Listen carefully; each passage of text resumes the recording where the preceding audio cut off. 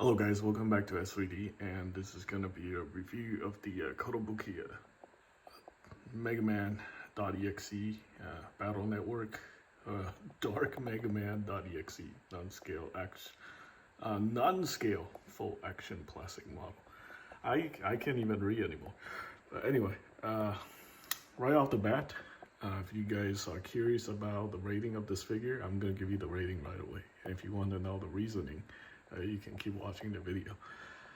This model kit is gonna get a 7 out of 10, and I'm gonna stand by that. If you guys want to know, hello guys, welcome back to S3D, and this is gonna be a review of the Kotobukiya Mega Man Battle Network Dark Mega Man.EXE non-scale full action plastic model kit. So, right off the bat, if you don't want to watch this whole entire video and you just want to hear my rating about this kit, I'm going to give this kit a score of 7 out of 10. It's a little bit unfortunate, but I do have my reasoning if you want to keep watching and figure that out, or you're just going to go by that rating because I stand by it. Anyway, that's it. Okay, so for the rest of you guys who are interested in hearing my opinion about this model kit and why you only got a 7 out of 10, here is the reasoning behind it. So to your left here, we have a Bandai 30-minute missions model kit, the Basquirado. This is $18. And to your right here, we have the Kotobukiya model kit here of Dark Mega Man.EXE. This is $80. So yeah, you can definitely see there's there's a huge price discrepancy. I know we're comparing apples to oranges, but these are both model kits. You know, you have to put them together and stuff like that.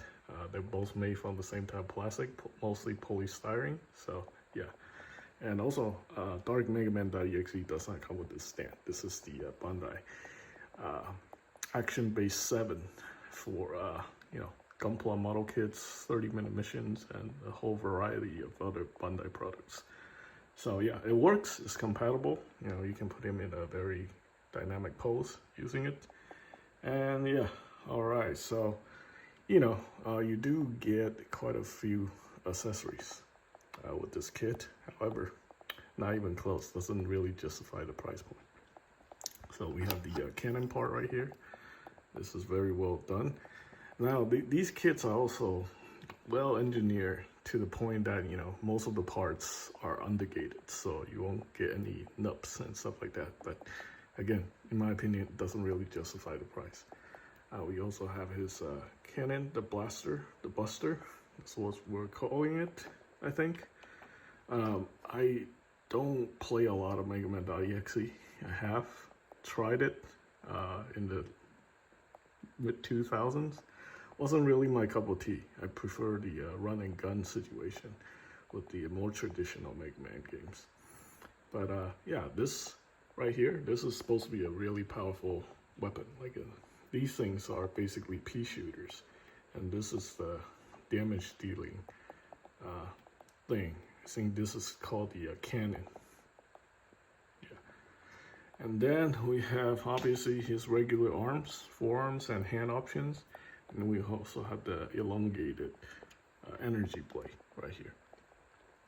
Now, the whole thing behind the Dark Mega Man situation is there's a story behind it. You know, if you watch the anime, he got bitten by Shade Man, and then it become an alter ego, evil alter ego of Mega Man that just runs around and try to ruin Mega Man EXE's day in a lot of insane situations. And then in the game, basically you install or you utilize the dark chip, which is something that's incredibly overpowered. So imagine Shinakuma from Super Street Fighter, right? Basically that's what happens to your Mega Man. From regular Kuma into Shinakuma. Yeah, everything is enhanced to the point that it becomes really, really ridiculously powerful. So yeah, essentially this is the evil version of Mega Man. And we're gonna continue talking about the accessories, I guess. All over the place. Anyway, we have the shouting face. And then we have smirking face. You know, I think this guy can definitely benefit from panel lining, I guess. I don't really panel line my kits anymore.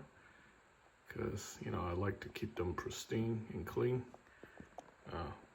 Yeah, but, you know, maybe some parts should be panel lined, like the emblem right here on the head. I think that definitely can benefit from panel lining. You know, just bring out the details and stuff like that. All right, so I think we talk about all the stuff we get with this kit, and unfortunately, yeah, like I said, you know, even with all these stuff, really doesn't justify $80.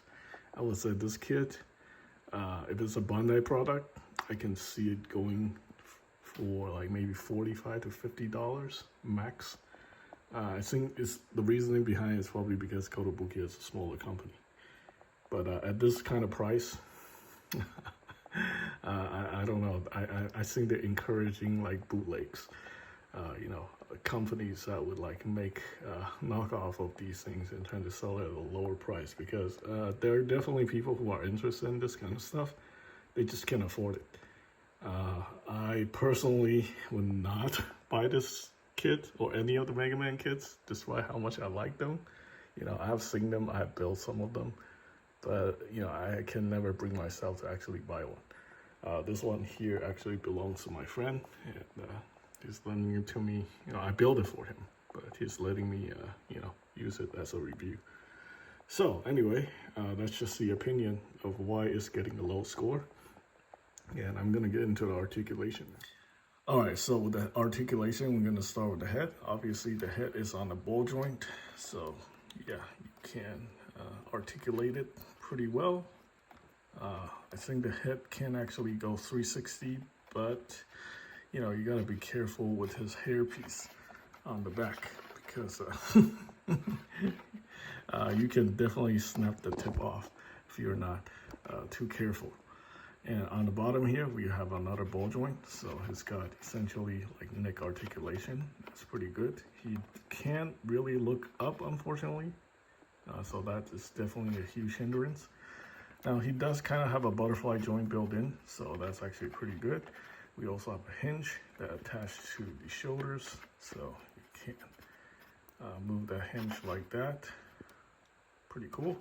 All right, so the arm, the elbow is actually an attachment point, so you can attach this piece in there, so it can rotate 360. But the blasters, you know, the swords, they also have the 1.0 articulation. So you can see right here, the blaster, there's a bend right there, which you can bend pretty deep like that. So that's pretty cool. And we also have a segment right here, the diaphragm. That is pretty much useless in my opinion. Like I can't really get it to do anything. So most of the articulation is gonna be at the waist, which is a ball joint. And that's kind of problematic because it has a tendency to, it's a polycap. So essentially you have a tendency of popping that loose very easily whenever you're trying to articulate the waist. So that's very concerning. And another, going down to the bottom here, we do have hip joints, our straight pegs that go onto these universal joint, that hip section right here. So this can, you know, he can't quite do the splits, but you know, it's a straight peg that goes into universal joints. So you can kick forward and then you can kick back. Let me try to get this thing back on here. Now, this stand does have issues too, so I'm gonna talk about that eventually when I reviewed it. So you can see double jointed knees. That's pretty good. It's not completely perpendicular. And then we also have an ankle joint right here, right there. The ankle can actually swivel. If I can get it to, you know, you can see that it separates. It swivels 360, and then we have the ankle joint that connects directly to the feet. So that also has a rocker feature. kind of hard to do that without, it's a straight peg, it's polystyrene, so, obviously you have to use a lot of care when you try to do that, because if you snap this piece, you're screwed. That actually just connect directly into the feet. There's no poly joint, poly cap in there. There's poly caps here, and there's poly cap there. So, all right, that's the art. All right, so articulation on this guy is actually not bad. The engineering, it's there. You can put him in very nice poses and stuff like that. But, you do have to exercise a lot of care when handling polystyrene. Polystyrene is probably like the cheapest plastic there is. They use them for disposable utensils like spoons, knives, and, those, when you buy food, the polystyrene boxes to carry the food in, right? Yeah, so it's very delicate. This thing is like an auction model kit, but you don't want to handle it like you would do with an action figure made from plasticized PVC. So, yeah. Essentially, it's pretty good for a model kit, and still, again, it really doesn't justify the pricing of $80. If it was made from a different material, like ABS, maybe, but I don't think there's a lot of ABS here. So, yeah, definitely, I would definitely not, I definitely don't see the value when it comes to this kit, considering, the material it's made from. I think the blades here, these energy blade might be made out of ABS, because they definitely, have some ABS-like properties. But I don't think a majority of this kit is actually made from ABS. I think it's a lot of polystyrene, especially for the exterior parts of this kit, even the joints, And the thing with ABS joints is they will deteriorate over time, because ABS is a resin mixed with plastic. Over time, the quality will degrade and you'll become brittle and you'll crack. So I think it's better.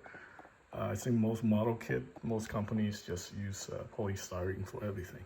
I mean, they're less brittle, but then there's no organic material in there that can cause like degradation over time.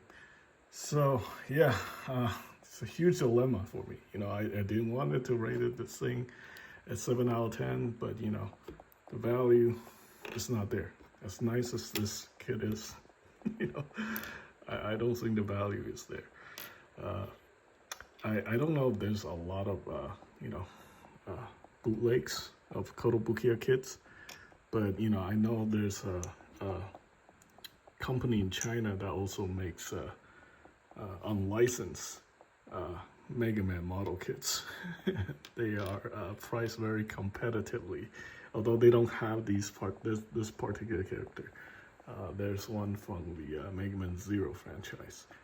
Well, actually, you guys know the company Eastern Model.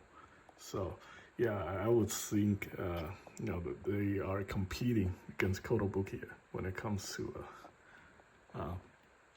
these type of products. Yeah, it's a very, very nice model kit.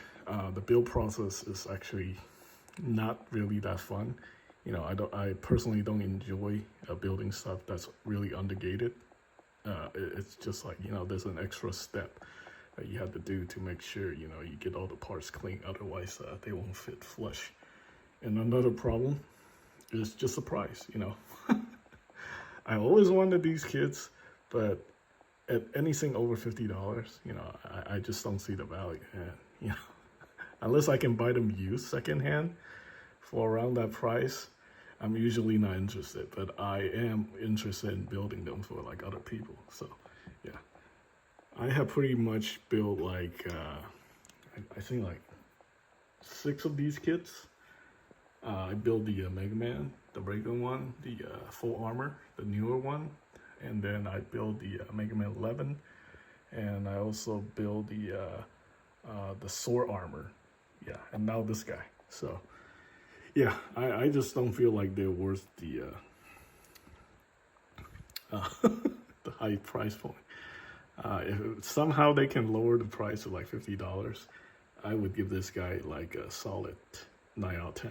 But unfortunately, at $80, considering everything that I talk about in this review, yeah, definitely just the value is in there. But it's a very good model kit nonetheless. All right, so yeah, you also have this alternate mask head sculpt. I put it on in the beginning, but I didn't talk about it. This is actually pretty nice. And this is something I completely forgot until the end of this video, the virus part, the metal. Yeah, this is the extra thing that comes with this kit. The regular Mega Man.EXE come with a blast effect, like the sword effect. This guy right here come with metal, whatever you call it. It's the hard head thing from Mega Man 1, or the traditional Mega Man game. In this game, he's like a virus or something like that. Yeah, I didn't bother building it because I didn't really care for it. My friend's like, yeah, like just sell that. You only won the Mega Man kit anyway. So yeah, I think I cover everything, even with the Medar. I still don't think it's worth the value of $80.